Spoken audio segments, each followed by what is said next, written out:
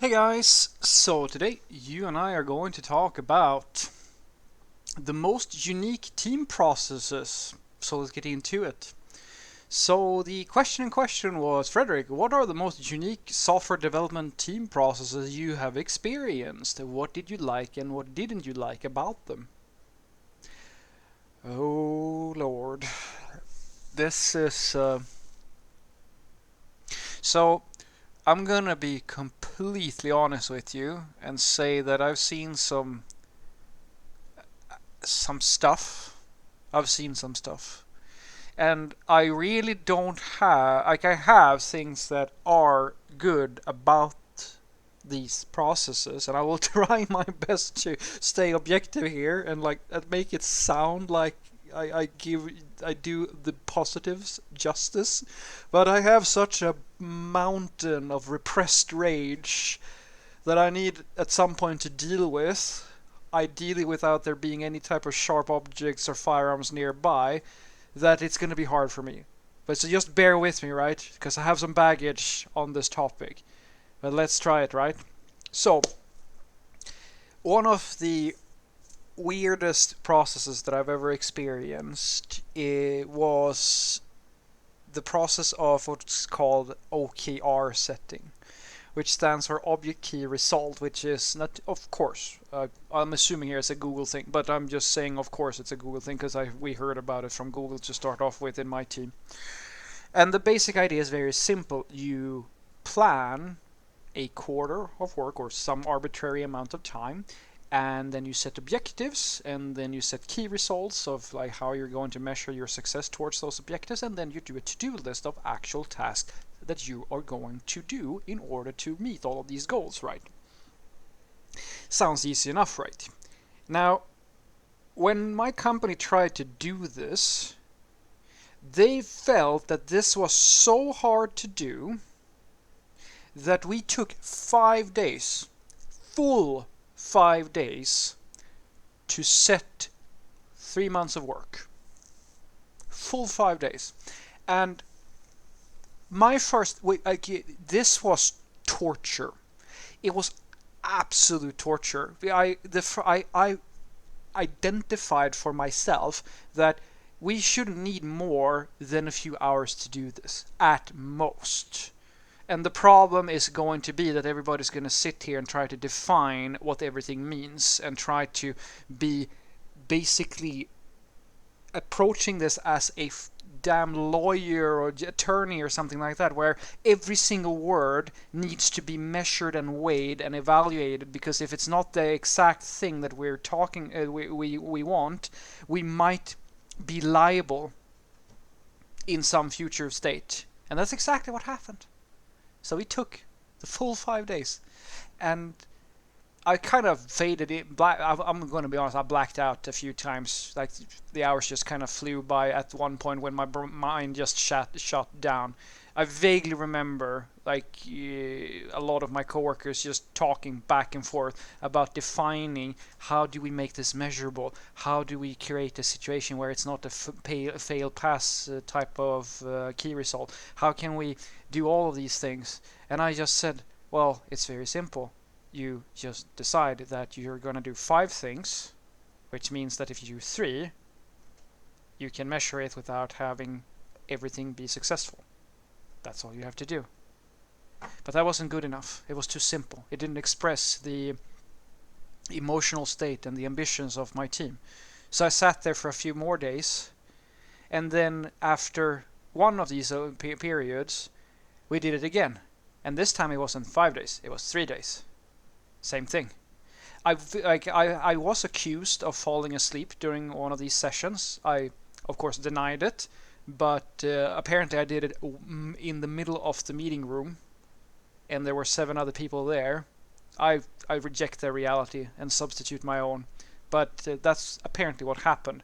But 3 days, and that continued until now. Within my they still take quite a few hours, and now we have managed to get it down to Lord and behold, because it was said that this was impossible in the beginning of things. Like for almost a year, this was impossible, and I was a bitchy little whiny guy who didn't understand how the team needed to work in order to actually get all of this. Just dot all the I's and cross all the T's, and now they do, and now we do it in exactly 3 hours. It was so horrible. Still, I just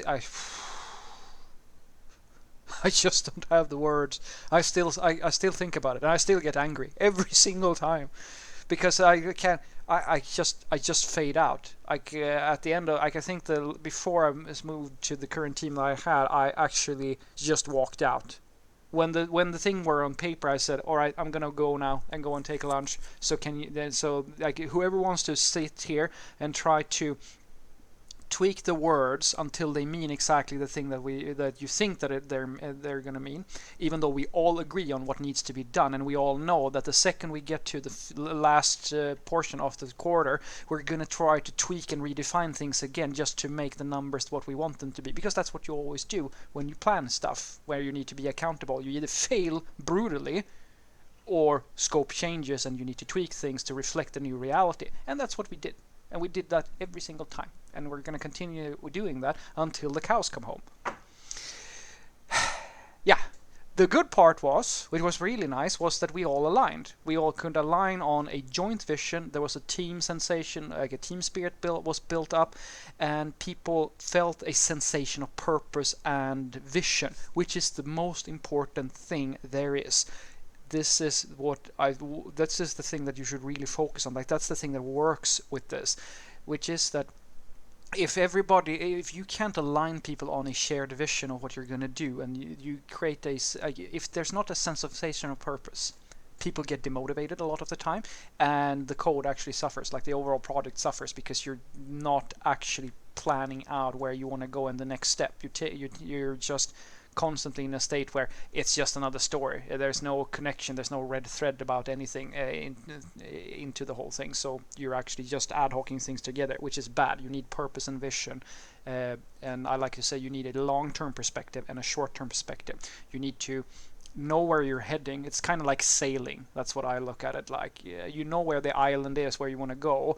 You can't just go in a straight line to get there, but you need to adjust for wind and stuff like that, but you're still heading in the right direction. So that's the useful part. Other thing that I saw that was completely, it was the weirdest thing I've ever seen. We tried it for 2 weeks and it failed brutally, which was pair program or mob coding as a rule. And it means exactly what you think it means. It means that 3 guys, in this case, sat together every hour of every single day on every story, regardless of the size of that story. So it was, if we were changing a goddamn line of CSS, we were 3 people doing it at the same time. This tore on our developers. Like it was mentally hard to do this. It was emotionally hard to do it. It wasn't because we didn't like each other. We had honestly, I would say that our team spirit was a lot higher before we tried this. And I actually have coworkers who had the same thing with in other companies where management decided that this is how we're going to do it because mob coding makes better code, right? Well, no. There's actually nothing that proves that is the case. There's a lot of theories around it, but there's nothing definitively proven. So what actually happened instead was that we were in each other's way. It's similar to, you know how 2 people who can be best friends sit in a really, really tiny room or spend too much time together? They start getting on each other's nerves. That's exactly what happened. And the code didn't actually get any better. The thing that we decided to do afterwards was after this experiment was to say that, all right, we should do this for things that feel meaningful to everybody who is part of the team. In other words, if it's a learning opportunity here that we know that someone is a little bit unsure about it, then we do it together. If it's something that's really, really hard and we need to synchronize our vision of what's going to happen next, then we do it. We don't sit there just because every single day because we're going to kill each other. Most likely me. I'm gonna murder the guy who suggested it first. That's most likely what's gonna happen. I might also eat him out of spite. So what I want you to take away from this is that this is by no means a complete list, because I have others. I would have to make an entire series of these different processes. What you should know about IT is that the good part about IT is that we're very experimental. There's a lot of innovation going on and people are trying things out, which is a good thing in general. But sometimes we just have to admit that there are things that will work and things that may not work so well, and you need to figure out what's going to work for your situation. You can't just copy paste an idea somebody else has in a completely different context and think that it's going to fly. And sometimes you really have to set the people down who have all of these bright ideas and just talk to them and say, hey, I understand that you want to try all this stuff out, but sometimes it's just not pragmatic to indulge the utopian vision or like every single thing that somebody has said on a tech talk. Because the thing is, you cannot adjust reality to suit the ideal. That's not going to work. The ideal must suit reality. Have a great day.